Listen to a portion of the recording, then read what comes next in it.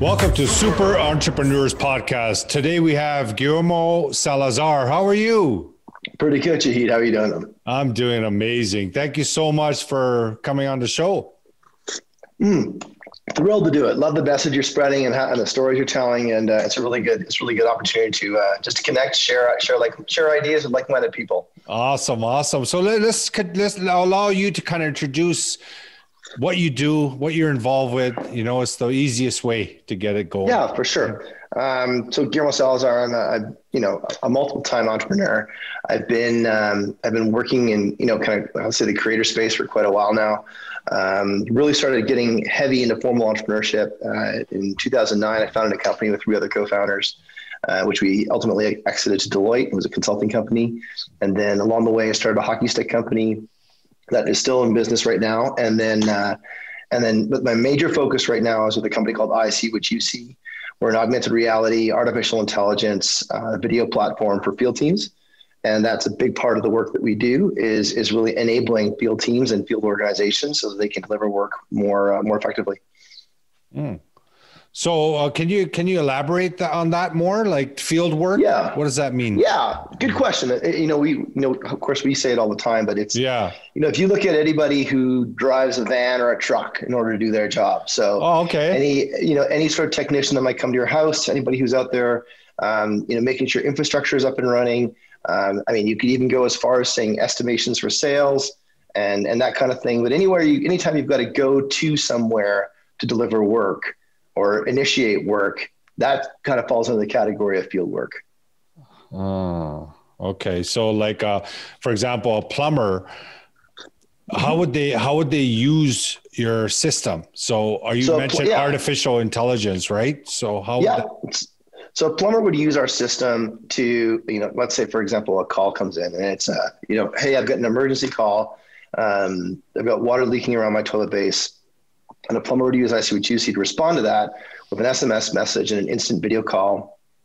And they would be able to kind of like survey the site. And, in many cases, they can resolve the situation. In most cases, they can mitigate the damage. So we can talk about a plumber as an example. If you've got leaking water, that can create a significant amount of damage if that leak persists. But it may be something that's easy that anybody can actually fix, right? So maybe it's a case of just or at least mitigate the damage to mitigate the damage. So like turn off the water, right? So show them how to turn off the water. And then from there, show them how to and then just, let's say it's a toilet. They can just wait until it's regular hours to use that toilet rather than rushing out a plumber to solve something that really isn't all that big of an issue.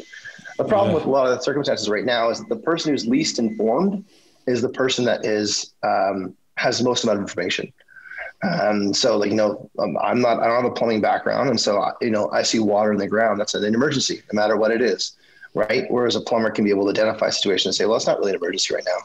And the AI piece is part of our roadmap. But right now we use AI to de-identify the data. We used AI to transcribe the data. So then you can use what's been captured and said within what's captured and said within the call to fill forms or any other follow-on detail. And that way you have it becomes a real practical source of capturing data and using it to inform the next person or even remind yourself years later, if the person calls back with the same problem or similar problems, you can go back and you have this permanent memory that you can access and it's searchable and indexable. And then down the road, our AI roadmap includes being able to recognize objects and being able to direct the technician on what the next best action is given the circumstances. So there's this kind of a standard triage protocol that you do when you see a certain situation. And it's about, making that triage scalable so that the person at the end user can just step through those steps to a point that they're able to, mitigate any sort of, kind of like subsequent damage, solve the problem themselves, triage the problem themselves, and save everybody time, money, and of course. And yeah. Yeah. Like for one thing, like for me, for example, if I have no knowledge about plumbing, electricity, electric stuff, right? And something goes wrong, I'm hustling. I'm trying to find someone to help me quickly. And it's usually, oh yeah, I could come tomorrow morning, or I could come in 2 hours, or whatever the case may be. They sometimes come and they say, oh, this is a simple thing I could have told you on the phone. It happens, right? But this happens all the time. This tool allows you to kind of see that immediate transparency, immediate action that, hey, you know what? Don't worry. It'll be okay. You need to do this, or you know what? This is urgent. I got to be there right away. Right, kind of thing. Mm-hmm. Exactly. And it also allows for these organizations a bit of scale, where you can have one person who's doing, or one part of the organization operating as a triage, like a call center, and they would receive the calls and they can review the situation visually, and then they can make sure they dispatch the right person who's got the right tools. Because what people hate at the customer level is, I mean, we hate, it's ironic, and the three things we hate the most is we hate waiting, right? We hate when we've got downtime. That's number 3 is we hate waiting, period. We hate waiting with downtime, number 2. And we really, really, really hate waiting the second time when that person shows up and then they don't have the right tools, the right parts, and they force us to be interrupted again a second time, right? And what's incredible is that the way that the system is set up, it actually compounds itself, not just in our personal consumer experience. We tell that story because everyone can relate. When you take a look at work that's being done in the field in terms of, digging a trench or installing some sort of structure, there's inspection steps and there's all these stages that require a third party to review, and all the work that's being executed just stops until that third party is able to get there. And what that costs that costs everybody time and money as well. And so if you can have a virtual look at things, and it isn't so much like really the problem we're solving isn't a COVID problem. The problem we solve is really this requirement to be everywhere at all the times, and how that complicates everyone's schedule. And by enabling visual in all the situations, you really can speed up a lot of these processes and save everybody a lot of money and time and make it safer and, reduce emissions. And so when you look at how we compare with other products, of course, we're all very familiar with Zoom or FaceTime and whatever, but those aren't really comprehensive in terms of respecting everyone's privacy or being, usable in an enterprise context. They're personal, FaceTime, WhatsApp, that's a personal tool. Zoom and MS Teams or Google Meet, these are all office tools, and there's no real tools that are built for field. And so we take what we are accustomed to in the office, port that over into field situation, and then add on and layer on all the augmented reality and artificial intelligence that you wouldn't otherwise need, but is all database and all, trying to drive further value and further efficiencies within those different processes. And so are you marketing this just in Canada, or is it global? We have customers across Canada, across the US, and we've got a customer in Australia right now. We're actually 2 customers in Australia right now, and working on Europe as well. So we're pitching all over the world right now. So you have a sales team that kind of pitches everywhere. That's right. Get this on and so platform. Our focus is in home building and residential, I'll say residential construction and utilities. And while they are different enterprise verticals, they do a lot of the similar tasks, right?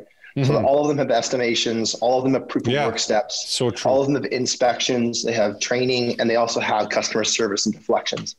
And all those processes are, the way the work is dispatched is very similar across those different verticals. And as I described, our target customer, they have a tremendous amount of field people out there, rolling trucks. Like if you're out in, and just count the hydro trucks that driving around town, right? Those are our people that we target. And we've seen where we can remove up to 50% of the trucks off the road, saving and at the same time accelerating. So we get kind of 3 things that happen when customers choose ICwhatUC. They save a ton of money because they're not rolling as much trucks, period, right? Yeah. They save a ton of time because you're able to instantly resolve something, which may have taken 36, 48 hours, right, to resolve. And that's all customer downtime. And then the third thing is we increase customer satisfaction. So our customers have found that their customer satisfaction scores have gone up the more they integrate virtual work into their processes, because it mitigates those 3 things that I described earlier that everyone hates. Everyone hates waiting, everyone has waiting their downtime, and they hate waiting a second time. And all those 3 things are like the top 3 things that customers hate in dealing with providers. We mitigate all those right away. And those are the top things that can make the life easier of a consumer, right? Like when I see this and I hear about this, I'll just feel safer. I'll feel like at ease that if I have this availability, if something goes wrong, I know I can get to it right away. Fixing it, whatever we need to do is okay, but I said at least I can get the attention I need immediately. That's the most attractive part. And that's a big one. That's a big one that we focus on with our home building customers. Is it's that speed to respond that isn't available when you're dependent on a truck to get there. Because if you can respond virtually and instantly, you remove a lot of the constraints that you have in order to respond to your customers. That would include traffic, maybe where the technician is right now, is a technician available, all those things, right? And they try and mitigate that by bundling all these things together. With ICwhatUC, they can respond to the customer instantly. They can mitigate the customer's anxiety, which is a big, huge part. Like when you take a look at the anxiety levels that build up when you have a problem that you don't completely understand, and you're vulnerable to an expert to coming into your home, you don't necessarily know what damage that is, or what ramifications, I should say, are involved by not being able to have that particular part of your infrastructure working. And again, it's a story we tell because from a consumer perspective, because everyone understands the consumer side, but on the industrial side, the same problem happens, right? Like there's junior technicians that are in the field that need support. Well, how do they get support from a senior technician when there's limited amount of senior technicians? There's inspections for work before work proceeds, right? So an easy story would be, before you put the drywall up, you've got to make sure that all the water and power lines in the home are all in the right place. Well, a visual inspection can begin to eliminate the waiting time for work in progress. So if you've got the crew there, you can now tighten up schedules for delivering an end product because you can do visual inspection. No, right? Yeah, sorry, go ahead. Yeah, no. So it's really transforming the way field service is delivered. Yeah. And where we're getting a lot of traction, in addition to, time, the money, the safety, is that you eliminate, by nature of limiting all those truck rolls, you do eliminate significant amount of GHGs that otherwise would be on the road. And so you've got companies that have an asset base like trucks, and they literally can consider owning less capital assets and emitting less GHG. So saving money. It changes the framework. It changes everything. Yeah, this is to do that. And with, I guess the big challenge that people have is we're all comfortable with video right now. We're on a Zoom call right now. And so because we know that the technology is or at least the process of using video is available, that even amplifies our anxiety when we're told to wait. Because now we've seen this is unreasonable. Like before, we used to think that waiting was reasonable because we knew the constraints. But now when I want a video solution, you can't provide it to me, I feel like you're lagging in your service to me and what my expectations are. Because we all expect instant, we all expect on demand. And if as a service provider, you're unable or unwilling, there's two things, unable and unwilling to deliver virtual service or a virtual response or an instant response, then I don't want to deal with you any longer. I don't want to have, or I'm going to feel, if I'm forced to deal with you because you're a utility, I feel that your brand isn't hearing my desire and how I want to have service delivered. Mm-hmm. So this is I'm an entrepreneur. Mm-hmm. So when I hear this is quite intriguing, right? Like the entire concept. Now, my question is, who came up with this? It's a funny story, really. So I'm sure. I love that story. Tell us. If you've got kids, you know this story. Oh, okay. We're all packed up and we're ready to go on a trip, and my garage door wouldn't open. Like it was stuck. It wouldn't move at all. And so all the anxiety of packing a car up. I mean, movie Vacation was based around the anxiety that dad feels trying to pack the car up, right? You're counting passports, sunscreen, flip-flops. You're counting all this stuff all the time. And the kids. Cars, and the kids and all the kids, right? And you got them all in the car, and the car's hot, and you're ready to roll, and the garage door won't open. Now what do? And you know how it is. You got to catch a flight. If you're going south, back we used to catch flights to the south. Yeah. You have to hit a window. You can't be too early, but you can't be too late either, right? There's like a half an hour window that you have to be able to check in to clear customs. And so if all of a sudden you're ready to rock and you can't exit your garage door, that creates a tremendous amount of anxiety as the person that's supposed to deliver on this for my family. So I call the garage door provider and they're like, oh, we can be there 4 or 5 days later or in 4 or 5. They're like, this isn't going to work. So got the kid, end up calling 2 cabs, get to the airport and do all that stuff. After we come back, or I come back from the trip early, talking to Luke and Danny inside the car, and I'm like, hey, what? This is ridiculous. Like this, because it turned out to be just a 2-minute fix. And I said, this is ridiculous. Like this has to be solved. And Luke had a similar problem with his cable company. Everybody I've talked to knows this experience where his cable company came 5 times to his house to set up his internet. Danny had a similar experience 2 years in a row, Christmas Eve, where his furnace failed. And so we had a collective of like, there's a multitude, or I guess a personal experience of these pains that created customer downtime, customer anxiety, with very little time to fix. And obviously very expensive for us to try and mitigate those fixes. And so we said, okay, let's solve this. And here's a few things. Like, it can't require an app. It has to have augmented reality, because you need, if you're giving visual direction, you want to be able to demonstrate to people what they're talking about. And even our very first meeting, we talked about elements of a roadmap that we're still working on, like in terms of real-time closed captioning, things we want to get into. We'd love to get into real-time translation, so that now you can, if I'm an English speaker, I can serve anybody, right? And you can provide direction across different languages. So that's kind of our roadmap where we want to go, is really enabling the people of the world to serve one another, and then enabling those of us that receive service to be served by anyone. Awesome. Right. And removing all that friction. And they could pick their language, set it. Yeah, exactly. Yeah. That's sick. And doing this all without an app, right? Because we want to, our goal is to remove as much friction as possible in the service delivery experience. And our channel for that is using video, but that video has to be friction free as well. And we know that if I ask you to install an app and you're at a place of anxiety, that just amplifies your anxiety. Yeah, for sure. Right. And so it has to be receive an SMS, well, at least our model, receive an SMS, click on that SMS and go. And so we get to a point where our customers are resolving issues in like 55 seconds, 45 seconds.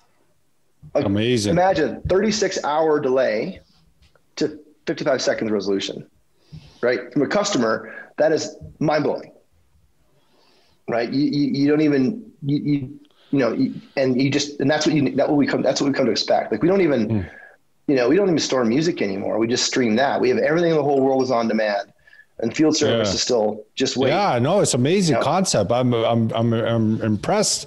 Like the entire, it just feels good. Like it feels like, it's helping people, it's serving people, it's making people's lives easier. That's the key component to entrepreneurship, right? So it's an amazing story how you came up with the concept too. How many years has it been now since that moment till now? That moment. So we kicked this off. I mean, there's this kind of like, we were in beta for about a year. I'll even say alpha for about a year, and where we were just learning about the technology. And so that took us, and then we launched commercially January 2020. So, we were playing around with the technology for, a year to kind of get it right. And then, January 2020. And now we're 17, 18 months into it and really rolling. So did you create like any other opportunity for monetization for individuals to come and join you and be part of it and earn a commission or something? Like, did you create any kind of other model around this? Because I find that when you find an idea this good, I find when you put integrated opportunities where people can, earn an income or do something that could be part of it. So you're helping people create a career as well, or jobs on top of it. Have you guys thought of anything like that? So what we on our roadmap, and we're actually meeting with a Toronto company this week to talk further about it. We want to build in billing into it, because it's our opinion. Oh yeah, that's a good one. Right. Our opinion, like everyone's time is valuable, right? Including those that deliver service. And a lot of their time is wasted running out and doing things that are not really like Uber. Like make it like Uber. You just pay your bill. You don't have to deal with the person. Like that's awesome. Yeah. Similar to Uber, where if you have a plumbing issue, right, you can call a plumber and then you could prepay, let's say $40 for 15 minutes, and they could talk you through the problem, right? And any resolution, because we find that there's 50% of the time they can resolve the problem, or at least stop the pain from happening. And if they can resolve the problem, then they should get paid, right? They should earn that money. If they need to come out, then they work out deals where they discount your trip by whatever that $40 was. Say that $40 number. The point is, we want to create a commercial channel for field teams to be able to monetize their knowledge, right? So that if you are, let's say you're a very senior HVAC technician, right? And we're coming into heating season soon, or cooling season soon, sorry. Yeah. And your air conditioner is not working, right? Well, it gets hot for everybody all at the same time, right? So when Toronto hits 36 degrees, it's 36 degrees for everyone. Yep. Right. And so who's in demand? Every single air conditioning technician, because not all the air conditioners turn on at the same time, right? People are losing their minds because they can't sleep. And so they're all kind of like surge demand, right? But guess what? There's someone in Thunder Bay that may not be experiencing the same surge for work that knows how to fix these things. And they can be able to offer support virtually from Thunder Bay to the That's Toronto where I was area. born. You're born in T-Bay? Yeah. Nice. Yeah. But you should be able to support the people in Toronto remotely, and they should get paid for it, right? Yeah. And if you're a customer, if you're in the Toronto area, like Stone Lake, and you're sweating your brains out, you could be able to find a technician who's available anywhere, and they could provide you guidance and service from Thunder Bay. And maybe it's a case that you go buy. What's that? Sorry, go ahead. Finish. Maybe it's a case to guide you. Hey, go buy this part from Rona, and come back, and I'll show you how to install it. Awesome. Right?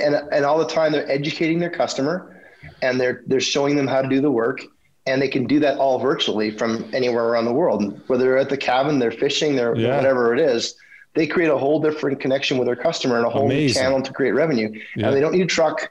They don't need a box of tools. No, it's virtual. Their experience. Yeah. Yeah. But now for that individual, like right now you're marketing to companies to sign up with you.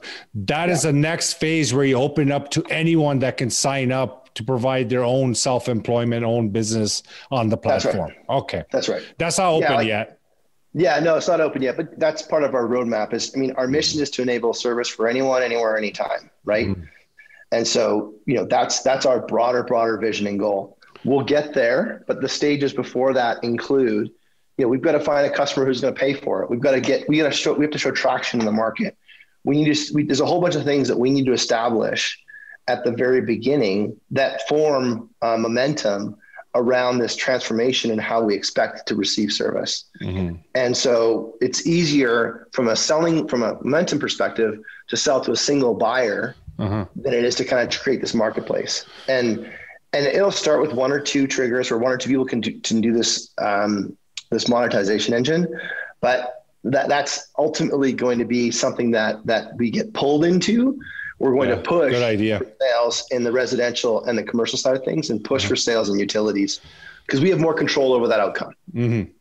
Amazing stuff. Amazing stuff. We always like to ask our guests what your inner superpower is to get you to this point in your life. Sure. Good question. What my talent is, and maybe it's just complete lack of impatience for things that I can't tolerate anymore, which drives me to do things. But, I've been able to over the years, find white space that hasn't been exploited yet. And so with Raven Hockey, there's no pro stock stick for younger hockey players, and went to market with that and brought that to market. And with ICwhatUC, it's about mashing up augmented reality, artificial intelligence, and on-demand video in a way that it can be consumed and delivered by a service technician. And those are white space opportunities that never really existed before. And what I like doing is when I have these ideas, or where I'll say when I come across these ideas, because they're not always mine, working with trusted confidants to help build these companies. Like, I'm not a solopreneur. I never will be. I don't have the psychology for it, but I do really enjoy working with teams. And we work together to collaborate and bash ideas around and make sure that they're the best idea, given the information we have at the time. And I love working with these teams. So I would say and it's funny, I'll put it this way, is like my superpower is probably also buffeted by something I'm really, really bad at.